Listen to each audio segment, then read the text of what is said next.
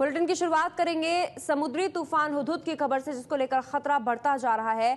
आप देख रहे हैं एबीपी न्यूज पर खास कवरेज। एबीपी न्यूज के 3 संवाददाता उन जगहों से आपको हुदहुद की खबर पहुंचा रहे हैं जहां तूफान आने की आशंका है। भुवनेश्वर से पंकज झा, गोपालपुर से सौम्य सेन गुप्ता और विशाखापट्टनम से ब्रजेश राजपूत के साथ हुदहुद समुद्री तूफान की हर खबर सिर्फ एबीपी न्यूज पर। अनुमान से भी तेज रफ्तार से आगे बढ़ रहा है चक्रवाती तूफान हुदहुद। हुदहुद तूफान अभी विशाखापट्टनम से करीब 330 किलोमीटर दूर है। जितनी रफ्तार है उससे लग रहा है कि कल दोपहर से पहले ही ये तूफान आ जाएगा। 140 से 165 किलोमीटर प्रति घंटे की रफ्तार से तूफान आ रहा है। तूफान आने पर 25 सेंटीमीटर तक बारिश हो सकती है। समंदर में 15 से 20 फुट ऊंची लहरें उठ सकती हैं। इसकी रफ्तार 140 से 165 किलोमीटर तक हो सकती है। ओडिशा में 80-90 किलोमीटर की रफ्तार रहेगी प्रति घंटे की, और कल दोपहर से पहले ही ये तूफान विशाखापट्टनम पहुंच सकता है, क्योंकि इसकी रफ्तार बहुत तेज है और 330 किलोमीटर दूर ही रह गया है ये तूफान विशाखापट्टनम से। और तटीय इलाकों पर रहने वाले लोगों को सुरक्षित जगहों पर ले जाने का काम आज शुरू कर रही है आंध्र प्रदेश सरकार। बताया जा रहा है कि लाखों की संख्या में तटीय इलाके पर लोग रहते हैं। समंदर किनारे के लोगों को सुरक्षित जगहों पर पहुंचाया जा रहा है। एबीपी न्यूज वहां पहुंचा है जहां ये हुदहुद तूफान आ सकता है। समंदर में 15 से 20 फुट ऊंची लहरें आ सकती हैं। विशाखापट्टनम में भारत वेस्ट इंडीज का मैच 14 अक्टूबर को होना है, लेकिन कोई नहीं कह सकता कि मैच हो पाएगा या नहीं। देखिए विशाखापट्टनम से ब्रजेश राजपूत की रिपोर्ट।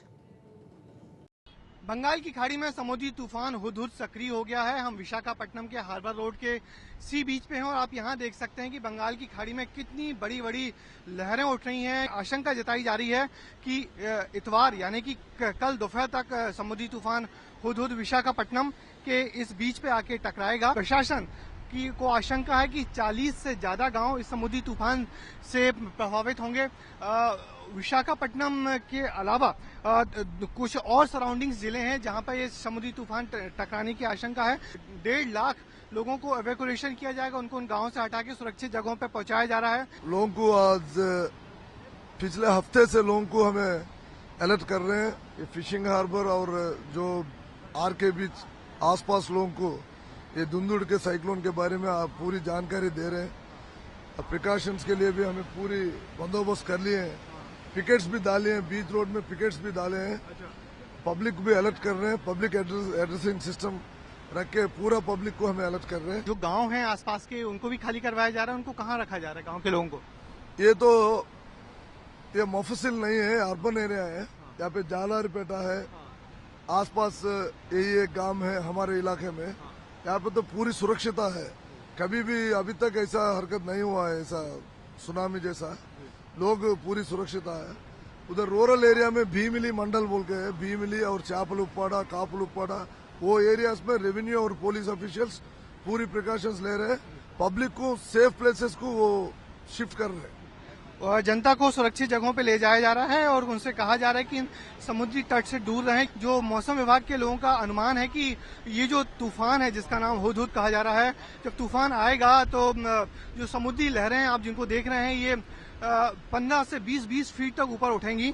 जो समुद्री हवाएं हैं उनकी गति भी 120 से 150 किलोमीटर तक रफ्तार से चलेंगी और इस बात को लेकर बड़ी आशंका है। लोगों में बहुत डर है, मगर फिर भी जिस तरीके से पुलिस प्रशासन इनको दूर किया जा रहा है उससे लोगों को कहा जा रहा है कि डरे नहीं बल्कि सुरक्षित जगहों पे जाएं।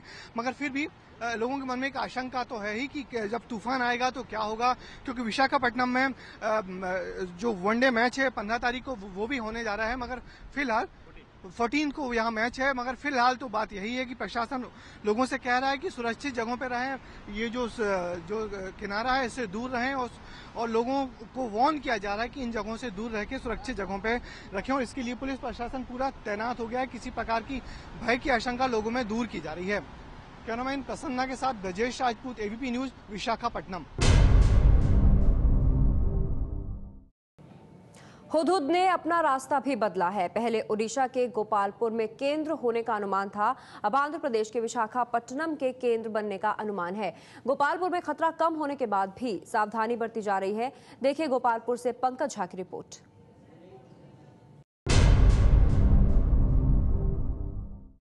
हुदहुद समुद्री तूफान और ये जगह गोपालपुर का सी बीच यानी कि समुद्र तट, और ये लहरें विकराल होती जा रही हैं लहरें, और इन लहरों से जो यहाँ के आसपास के लोगों की जिंदगी बिल्कुल घुली मुली सी हुई है, वही लहरें अब डराती हैं यहाँ के लोगों को। और ये अजीब सी कुदरत की तबाही है समुद्री तूफान, जिसे इस बार हुदहुद नाम दिया गया है। कठफोड़वा जैसा दिखने वाला एक पक्षी होता है ओमान में, और उसकी जगह पर इसका समुद्री तूफान का नाम हुदहुद पड़ा है।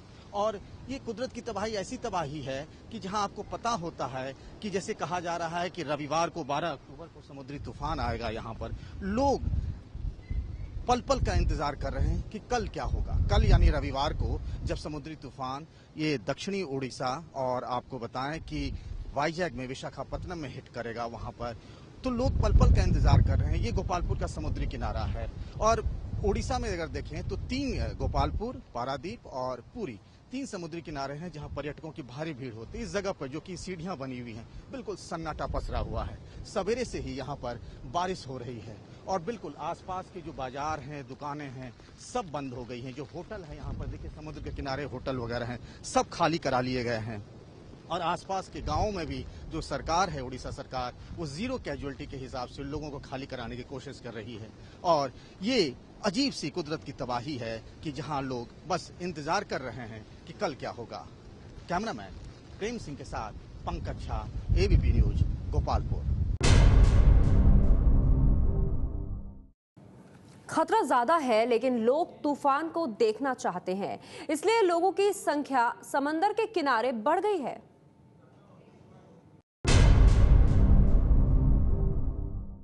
कुदरत की तबाही कई लोगों के लिए जिंदगी का दर्द लेकर आती है, तो कुछ लोगों के लिए कौतूहल भी कि आखिर क्या है ये समुद्री तूफान। हमारे साथ एक ऐसा ही परिवार आया हुआ कोलकाता से। आप लोग कहाँ से आए हैं?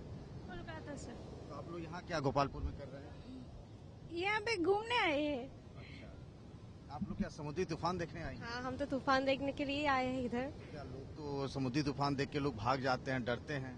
वैसे ही ऐसे थ्रिलिंग एक्सपीरियंस के लिए हम यहाँ आए हैं। अच्छा, आप लोगों के साथ और कौन कौन लोग आए हैं? हमारे सारे फैमिली आए हैं, सब फ्रेंड्स आए हैं। इससे पहले कभी समुद्री तूफान के बारे में देखा सुना? नहीं, सुना था पर देखा नहीं था, इसीलिए एक्सपीरियंस करने के लिए आए हैं। तो कहा जा रहा है कि रविवार यानी कि 12 अक्टूबर को जो समुद्री तूफान हिट करेगा दोपहर बाद किसी भी वक्त, उसे जानने और समझने के लिए ये भी जिंदगी के कई जो चेहरे होते हैं, रूप होते हैं, उनमें से एक है कि कुछ लोग इसी तूफान के डर की वजह से अपना घर बार छोड़कर चले जाते हैं।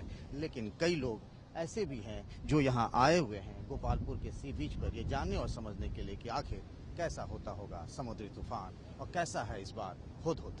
कैमरामैन प्रेम सिंह के साथ पंकज झा, एबीपी न्यूज, गोपालपुर। गोपालपुर और तूफान का पुराना रिश्ता है। आज हुदहुद का खतरा है। फैलिन तूफान भी देख चुका है ये शहर। देखिए गोपालपुर से पंकज झा की ये रिपोर्ट भी।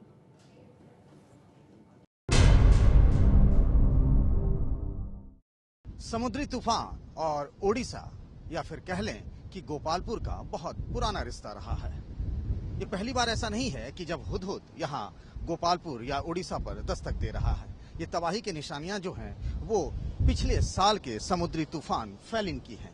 और गोपालपुर में पिछले साल इसी वक्त यानी अक्टूबर के महीने में 13 तारीख को ही तो फैलिन आया था। फैलिन ने यहाँ दस्तक दी थी, कई लोगों की जानें गई थी, कई लोग बेघर हो गए थे, और वो टीस आज भी बरकरार है। और साल भर हुए नहीं कि फिर हुदहुद ने यहाँ के लोगों के घरों पर दस्तक दे दी।